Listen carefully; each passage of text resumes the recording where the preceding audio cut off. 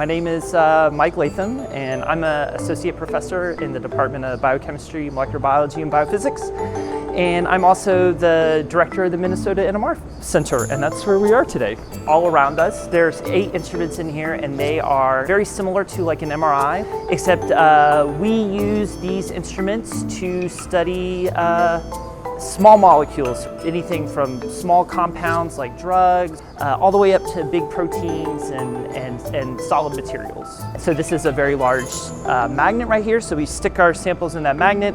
The radio signals interact with our molecules in that magnet, and it tells us something about the structure of the molecule that's inside. So actually this is the largest one we have. We measure magnetic field strength in Tesla. So this one is 21 Tesla, and that doesn't sound like a lot until you know that the Earth's magnetic field is 0.0001 Tesla. So 21 is actually quite a lot in relation to the Earth's magnetic field.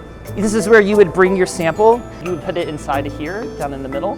It floats on air, so like a stream of air would lift your sample up, and then that air would release back down into the belly of the magnet, basically.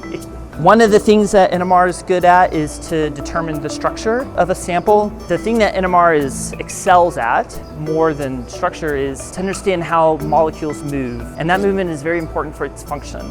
So that's what NMR is the best at doing. Even among like big research universities in the country, you very rarely get a facility with as many instruments as we have here. We have this nice space and we have this really nice infrastructure, so it enables people from all around the area to do this kind of research.